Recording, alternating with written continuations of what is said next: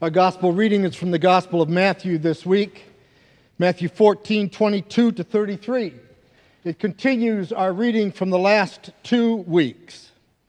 Immediately, Jesus made the disciples get into the boat and go on ahead to the other side while he dismissed the crowds. And after he had dismissed the crowds, he went up the mountain by himself to pray. When evening came, he was there alone. But by this time the boat, battered by the waves, was far from land, for the wind was against them. And early in the morning he came walking towards them on the sea. But when the disciples saw him walking on the sea, they were terrified, saying, "It is a ghost." And they cried out in fear. Immediately Jesus spoke to them and said, "Take heart. It is I, do not be afraid." Peter answered, "Lord, if it is you, command me to come to you on the water." Jesus said, "Come."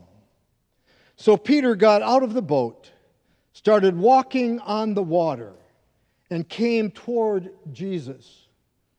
But when he noticed the strong wind, he became frightened, and beginning to sink, he cried out, "Lord, have mercy on me."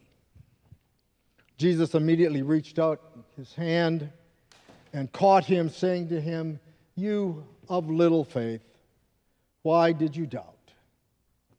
But when they got into the boat, the wind ceased, and those in the boat worshiped him, saying, "Truly, you are the Son of God."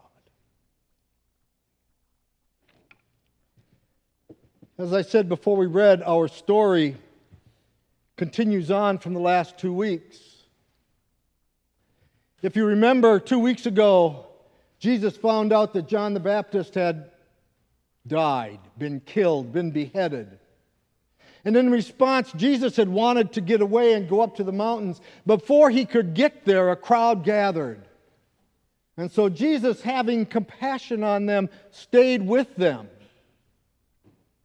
healed them, and produced a meal of abundance that had 12 baskets of leftovers. We focused heavily last week on the need to get back into things when we come to challenging times, to get back and go to work on behalf of God and Jesus Christ for peace, for hope, for love in those around us.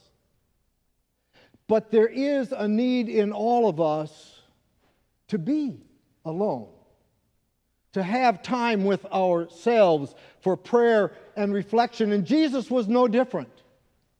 Jesus needed alone time. He thought he was going to have it, but instead he got 5 or 6 or 8,000 people. Hardly alone time. So he puts the disciples on a boat and sends them out on Lake Galilee to go across to the other side.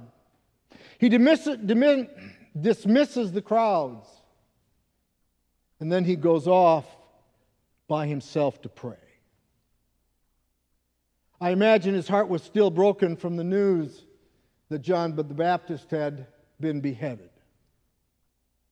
I imagine that he was concerned about those people who had come and had shared a meal with him and were on their way home, some of them perhaps even in the dark.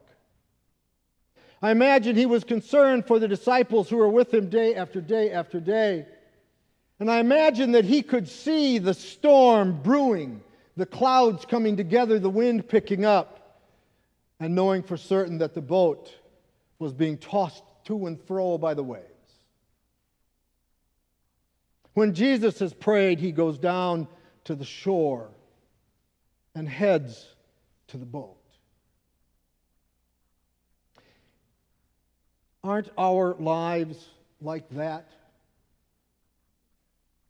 Aren't there times when we have to get away by ourselves?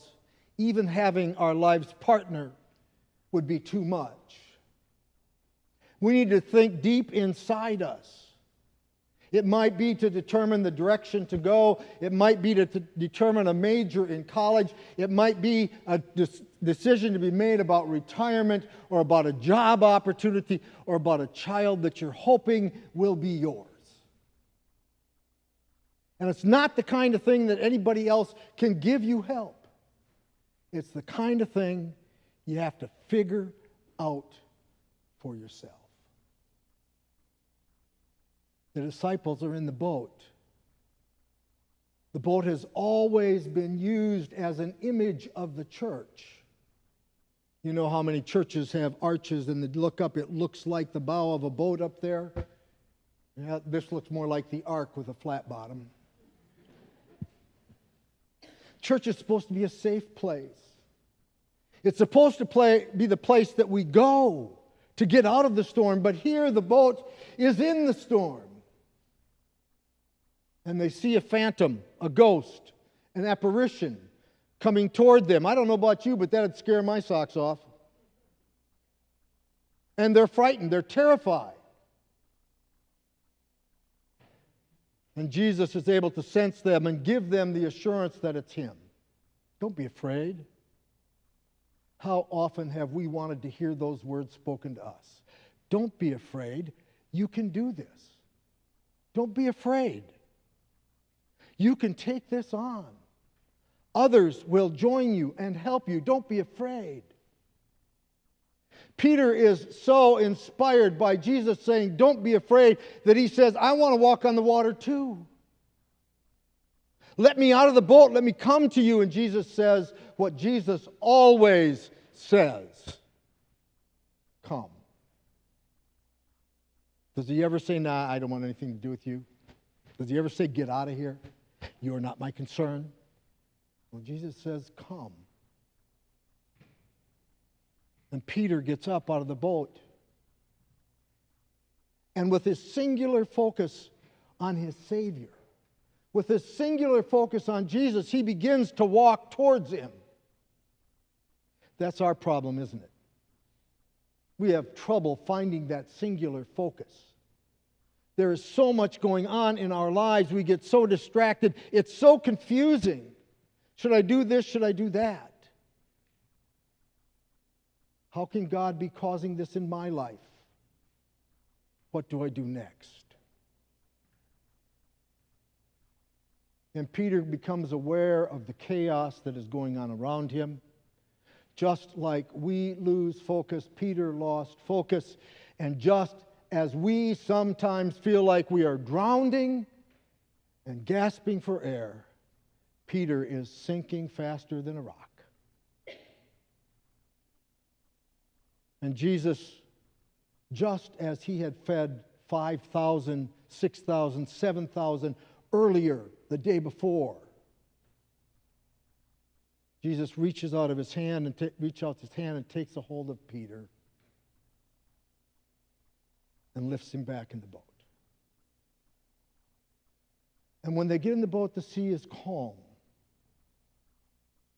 The sea is calm.